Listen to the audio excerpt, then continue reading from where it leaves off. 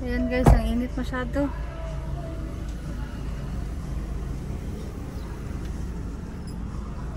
Time check. 12:47 ng tanghali. Grabe. Parang nasa impyerno.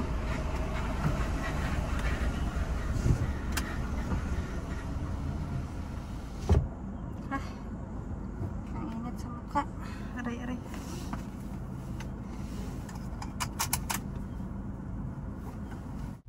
Hello guys. Magandang tanghali. Sobrang init ng Jensan. Ayan. Sasagutin ko lang guys yung isang tanong ng isang subscriber natin. Ayan. May tanong siya dito. Ito ilalagay ko. Paano daw ba mag-open o mag-start ng isang grocery store? Paano daw ba malalaman yung ibebenta? At saan kukunin yung mga ibebenta? At paano daw malalaman kung ROI na ba? Ayan, so yung unang isasagot ko sa inyo guys is yung location. Ayan, maghanap muna kayo ng location kung gusto nyo magrenta. Ayan, kung gusto nyo magrenta ng space guys, kasi yung bahay nyo, marami namang mga tindahan-tindahan dyan, gusto nyo mag-open sa medyo maraming tao. Ayan, so kailangan mong magrenta ng pwesto. At yung pwesto na yun guys, dapat yan maraming tao, maraming mamimili. Ayan, so para naman hindi ka langawin. Kasi nga kung maglagay ka ng tindahan ng grocery store, yung mga katabi mo mga car parts or mga motor shop, parang hindi naman angkop sa sa linyahan ng negosyo. So doon ka talaga maglalagay ng tindahan guys, sa may mga gulayan, sa may mga isdaan, or sa basta yung mga main road guys, yung maraming tao. Yun yung una-una mong pipiliin, yung location. Huwag ka basta-basta lang magsabi na ay lagay tayo ng tindahan dito, lagay tayo ng tindahan dito. Yung nalagyan mo ng tindahan guys, hindi matao. Ayan, pwede sa labas ng eskwelahan, pwede sa labas ng subdivision, yung mga madaanan talaga guys. Pwede sa labas, yung isa namin katulad nun, nasa may palengke. Ayun. Tapos kasi guys, habang naglalagay kami or nag-start kami mag-stock, unti-unti yung lalapit sa inyo yung mga panel, yung mga, kumbaga yung mga trucks na nagbebenta ng kanilang mga items by brand. Ayan, kunwari yung Del Monte. Ayan, kunwari yung Magnolia, yung Virginia. Ayan, paunti-unti yan silang lalapit sa tindahan nyo guys kapag ka napansin na merong bukas na tindahan. Kaso lang guys, mag-ingat kayo kasi maraming scammer na lalapit sa inyo. Kapag nakita kayong bagong bukas, lagot na. Dapat mag-ingat kasi grabe yan sila mag-sales stock guys. Bili ka nito ma'am, merong free, ganito ganyan. Tapos sa malayo pa kukunin yung stocks, mga ilang oras pa makabalik yun. Tapos yung dala nila, yung in-order mo, lagay natin tag 12-12 lang ang pieces. Pagbalik niyan guys, 12-12 karton yung dala. Masyasyak ka na lang, umabot na ng 60,000 yung bayarin mo. Tapos kakonti lang ng stocks. Kasi meron kasing nagbebenta guys ng mga fake items, lalo na yung mga marker, mga ballpen, tsinelas, yung mga patabi-tabi lang na mga naga-vendors guys. Lalapit yan sila sa inyo. Battery, yung Everready. So huwag kayong maniwala dyan guys, merong mga fake na mga battery. Kaya nga ako bumibili ako sa mall ng mga battery, hindi na dun sa mga trucks lang na dumadaan, kasi maraming nagbebenta ng fake na ganyan. Tapos sa mall kami guys, number 1, yung unang bukas pa lang kami, sa mall talaga kami kumuha ng stocks. Kasi kung mag-aantay kami ng panel guys, hindi naman kasi kaagad yan sila lalapit. More than 15 to 30 days or almost 2 months bago sila lumapit sa tindahan namin. Ayan, so madalas na din na daanan ng mga panel guys yung mga malalaking tindahan. Yung mga sari-sari store na maliliit guys, yung sa mga bahay-bahay lang, hindi na sila minsan pumapasok dyan kasi nga malaki yung trucks nila, mahirap ipasok doon. So yung mga panel kadalasan nasa highway lang talaga yan sila nagruruta. Number 2 guys na binibilhan namin, palengke. Kumukuha kami doon ng stocks, lalo na yung mga walis paypay, walis tingting, yung mga dustpan, yung mga ganun guys, mga clamp sa buhok, yung mga ipit. Sa palengke namin yan kinukuha, yung bigas. Kasi mas makamura tayo pag sa palengke, hindi tayo bibili sa mall guys. Kasi mahal yung yung bigas sa mall, hindi siya pang reseller or pang retailer. O ano ba tawag nyo, nakalimutan ko. Mas mahal kasi siya guys, and mas mahirap na siya ibenta. Kasi number 1 yung bigas guys, hindi ka pwedeng magpamahal dyan ng magpamahal masyado.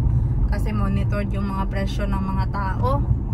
Ayan, next namin na kinukunan guys, aside sa mall and sa palengke, meron pa din kami mga iba-ibang mga tindahan na kinukunan guys. Depende na lang kung may madaanan kami o mapansin na mga tindahan na nakikita ko guys. Sinasabi ko, oy, gusto ko yung paninda niya, gusto ko yan sa tindahan ko.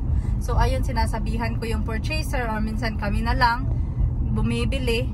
Sayang din naman kasi yung ibang area wala tayong malagay, minsan may naghahanap, di may mabigay din tayo. Meron din kasi guys, nasa palengke ngayong pwesto niya, nasa likod naman ng palengke. Sayang naman yun guys, yung renta nyo, tapos hindi ka din naman mapansin. Kaya nga yung pwesto guys, yun talaga yung number 1 na pinag-iisipan bago ka magbukas ng negosyo. Kasi masasayang yung effort, yung pagod, yung pawis, yung kapital mo. Kapag ka nasa likod ka naman at hindi ka nakikita ng mga tao. Totoo, nasa palengke ka nga, pero nasa likod ka naman. Ayan. At yung mga ititinda naman guys, nakadepende yun siya sa location natin. Ayan, katulad nung isa naming tindahan, nasa palengke siya. So ginawa namin siyang wholesale. Ayan, so yung mga binibenta namin doon per box na water or per case na soft drinks, yung mga plastic drinks. Ayan. And then nag-wholesale din tayo ng mga gatas kape, ganon, per dozen or per by 6, ganon. So yung malakas ko doon sa palengke na benta guys is bigas. Ayan, tsaka yung mga drinks, tapos yung mga kape nga, ayun yung mga pangkonsumo natin doon. Yun yung malakas guys kasi binebenta nila doon sa loob ng barangay, ganon. Kasi nasa highway tayo So yun yung bentahan natin. Tsaka mahina ako doon sa beauty care guys, sa mga cologne, mga pabango, kaya konti lang yung stocks ko doon. So nakadepende pa din siya sa location natin. Ayan, at yung isa naman, example din yung isa naming tindahan na sa labas ng eskwelahan. So yung benta namin doon marami guys is yung mga pang snack, pang baon, biscuits na nakaminudo guys, yung pa isa-isa na mga biscuits, kasi yung parents ay doon dumadaan bumibili ng baon ng mga anak nila. So malakas kami doon sa biscuits, malakas kami doon sa drinks, malakas kami doon sa school supplies. Ayan, mahina naman kami doon sa pangkusina, mahina din kami sa bigas. Ayan, so nakadepende talaga sa location guys yung ibebenta. And then yung isa naman naming tindahan, nasa subdivision siya, nasa loob ng subdivision guys. So yung ano naman, yung benta doon, assorted. So parang pantay lang. So may bumibili ng pangkusina, may bumibili ng mga pabango, may bumibili ng bigas. So parang fair lang yung competition ng mga items. So ayan, depende talaga sa location. Number 1 location talaga guys, para hindi sayang yung effort natin sa pag-o-open ng negosyo. Ayan, sana madam, nasagot ko yung tanong mo or yung pinapa-vlog mo sa akin. Sana naman nakatulong, at sa iba pang gustong mag-open ng negosyo, sana po makakatulong itong pinagsasabi ko. Ayan, at base lamang po yan sa experience namin ng pagbubukas ng negosyo. Ayan, mahirap po talaga guys sa umpisa. Pero ganun talaga yung buhay. Lahat ng gagawin mo mahirap talaga. Walang simple sa umpisa. Lahat mahirap. Mahirap nga maghanap ng kapital. Yun pa kayang pagdi-display. Ayan, so sa ROI guys, kung ROI na ba, so hindi naman natin yan malalaman guys kaagad sa isang taon pa lang. So kailangan mo mag-invest talaga ng at least 3 taon para malaman mo kung gumana ba yung strategy mo, gumana ba yung paglagay mo ng negosyo. Kasi malalaman mo lang yan kung nag-ROI or nabuhay yung negosyo mo guys. Pag hanggang 3 taon, andyan ka pa din. Ayan, kung hindi ka man nagkanda utang-utang, ayos lang yun. Ay, nga pala guys, sa pag-uutang. Ayan, suggest ko lang sa inyo, please lang, huwag kayong mag-utang sa malalaking interest kung yung negosyo nyo, maliliit lang yung patong ninyo. Kasi imbis na lumago yung tindahan ninyo, baka lumago yung utang ninyo. Ayan, pag-isipan nyo mabuti yung pag-uutang guys, kasi yung pag-uutang na malalaking interest, hindi dapat yan ginagamit sa negosyo na maliit lang din yung patong. Ayan, mas mabuti pa siguro mag-loan ka sa bangko guys. Ayan, at i-open mo ng negosyo. Kasi sa bangko, maliit lang yung interest. Kung dyan ka sa tabi-tabi mag-utang guys, dyan sa mga madalian lang, oo nga, madali lang mag-utang sa kanila, malaki naman yung interest. Ayun, so number 1 guys ha, huwag kayong mag-utang guys kung inegosyo nyo ng ganito, kasi hindi talaga yan mag-survive. Marami na akong nakitang tindahan na ganun, iuutang yung kapital, tapos wala palang napaulang na pala, nagkanda utang-utang patuloy. Ayan. So, sana guys, nakatulong, at ako'y magtatrabaho pa, at baka ako'y makita ni Madam Ten Gibbs na wala pa sa tindahan, andito lang ako sa sasakyan. Shout out sa'yo Madam Ten Gibbs, huwag mo kong pagalitan ha. Baka mamaya, surprise siya, may surprise siya. Uyaw ako sa kanya guys. Sige ka na lang vlog. Siya naman nagturo sa akin na mag-vlog. So, pero okay lang, hindi stricto si Madam Ten Gibbs guys. As long as hindi nakakalbo yung tindahan at namomonitor pa din natin. So, ayos na ayos lang. Ayo. Namoy kende.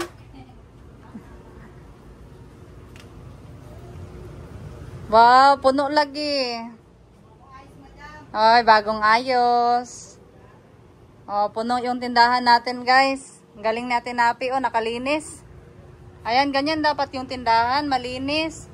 Kasi pag ako yung customer mo, tapos madumi yung tindahan mo, hindi ako magbili, baka expire yan.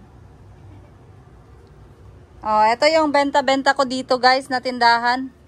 Malakas ako dito sa mga chichirya at sa mga inumin na nakakalasing. Ayan, at may kalbo na. Mag-order na tayo ng tanduay. Tanduay, baka naman may pa-free kayo para sa Christmas party namin. Ayan yung noodles namin guys, nakalagay dito. Kasi nga, yung nabanggit ko sa inyo guys, rat bite.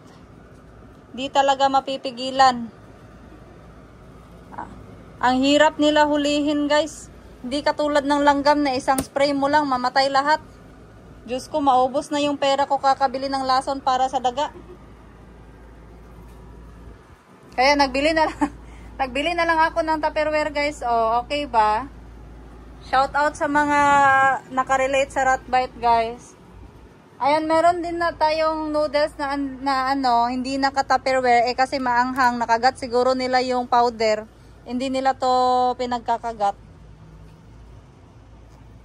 Ayun, may damage tayo. Lagot. Ayan. Nakagat ng daga.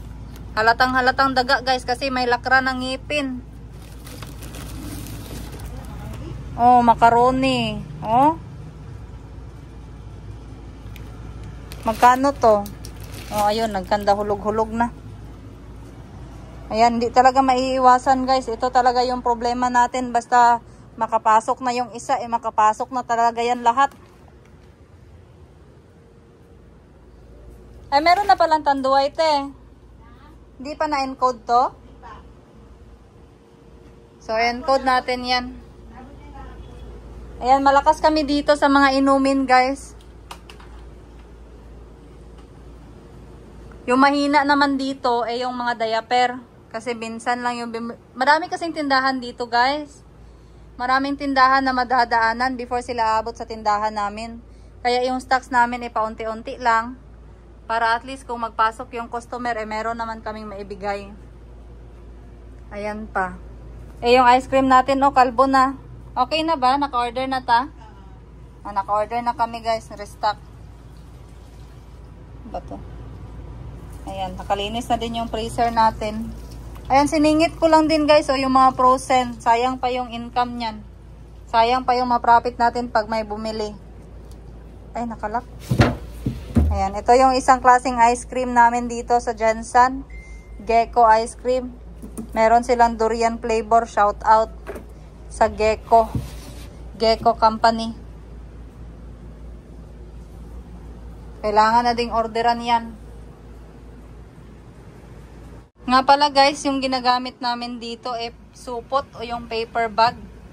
Kasi nga pinagbawalan na kami ni LGU na gumamit ng cellophane. Tsaka meron din kaming eco bag. Para sa mga nagmomotor.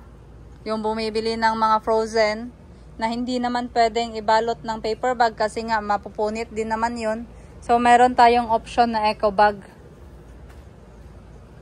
Ayan, meron na din kalbo doon sa ano natin diaper. Kailangan na yung requestan sa panel.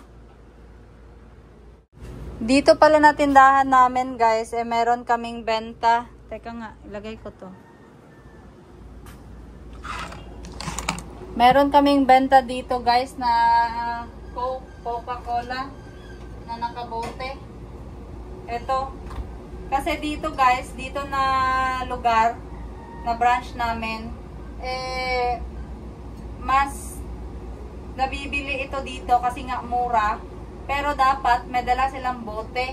Kasi yung patakaran ng Coca-Cola ngayon na nakabote, hindi ka makakabili kung wala kang bote. Ayan, so dito lang namin nilagyan. Tsaka yung doon sa may eskwelahan. Kasi nga yung mga bahay-bahay dito ay magkakalapit lang. At nasasauli naman or nakakadala naman sila ng bote. Doon sa 11-11 natin guys, sa kabilang branch, yung ganito naman yung malakas. Wala naman akong bentang nakabote. Kasi nga nasa highway tayo. Madalas yung mga bumibili guys, hindi naman nagdadala ng bote. Kaya nga hindi ko na nilagyan ng nakabote doon. Kasi nga nawawala guys. Nalulugi ako sa bote. Kasi yung bote na yan, hindi na yan siya kailangang i-deposit. At hindi kami nakakabili ng Coke ulit kapag wala din kaming boteng masasauli sa kanila. So sabi ko, imbes na magproblema ako sa bote na yan, ayaw ko na magbenta. Doon na lang ako sa mga plastic. Same lang din naman yung lasa. Yun nga lang, mas mahal kasi ito nasa 20 pesos. Yung nakabote, yung ganito is nasa 15 pesos lang siya. Pero kailangan mo isauli yung bote. Pero kung ito naman yung bibilhin mo, itapon mo na lang diretsyo. Yes po. Yes ma'am. Hello. Ano naman na? Isa na dolang pakuan mo. Go. Dalawa ka Coke, 8 ounce. Payat lagi ka ma'am. Yes, nag-diet ko. As in, grabe no, may gini. Nagpaspasan, hindi diet, hindi payat no. Paspas, 1 year na kaya. Hindi ako wala nakita diri. As in, ngayon na kayo muna karon ba, mas sigwapa naman ka. No, makagad ng tambak. Ay di mas ingon na kaning sa bagay-bagay ako mangkot. Iba gyud ang payat kay mas lamig Ala, ka. Pero para pagkarga-karga ba. Grabe ko. Di mas Bigyan mo Hindi wala, syempre magpapayat ka kay magpagwapa ka. Di ba? Asa mo purpose? Pagwapa lang day ka, display lang day ka. Bayo. Buti lang gyud ka. Gatin mo na ka na dito. Pakita ka ma'am. Bye. Ay, kaigat sa bayot. So ito na yun guys, yung nakagat ng R80 or yung tinatawag nating daga or mice. Ayan, so wala siyang panel or wala siyang supplier. So anong magagawa natin dito ngayon at nabutas ito ni Mabait? Losses na naman tayo guys. Ayan. So 1 kilo to siya. Magkano ba to? Walang presyo. Ha? Tag 98 pesos daw ito guys. Nakaripak lang kasi ito siya. Pero sa mall natin ito nabili kasi merong barcode. Ayan. So sayang. Sayang yung 98 pesos losses natin for today. Di talaga maiiwasan guys. Part talaga ito ng risk ng tindahan. Kasali ito sa problema natin araw-araw. Ayan. Kaya kung kaya nating ingatan. Kasi nga nababawas ito sa puhunan natin. Ayan. Hindi na to siguro maluluto guys kasi nakagat na siya. Hindi na natin to mare-revive di katulad ng kauben. Eto parang hindi. So ano nga nangyari te yung sa samyang? So, ayun guys, merong bumili sa atin ng buldak o yung samyang na tinatawag. Ito yung best seller natin dito guys. Ayan. At ang nangyari, ayun nga, nagbumili siya nito, niluto na. Late niya na siguro nakita yung packaging guys. Merong nakalagay na PRO 2024 October 29. Ayan. Yung nakalagay guys is production date. Ayan, kasi yung PRO sa pagkakaalam ko is production date. Yun siya. Ayan, so bumalik dito si nanay guys. Medyo may edad na kasi yung bumili. Pinapabalik daw ng anak niya kasi nga daw expire na. As in guys, dala niya yung supot at yung naluto ng noodles. Mahirap kausapin ang taong nagalit na guys. Nagalit na siya, bakit daw kami may bentang expire. So, sina-explain ng cashier namin, hindi man kasi yan siya expire, madam. PRO man yung nakalagay. Kasi pag expire naman is EXP yung nakalagay ko. EXP for expired. Kasi guys, yung nakita ko din sa nakita ko sa TV Patrol, kadalasan talaga sa mga imported products, PRO yung nakalagay. Kadalasan PRO. Wala siyang expiration date guys. Wala siyang nakalagay na expiration date. Kahit ako, kung tatanungin niyo ako kung anong expiration date nito, hindi ko din alam. Kasi nga, yung nakalagay is PRO. Lahat ng samyang na nabili namin sa S&R, ayan, kung alam niyo yung S&R guys, isa yung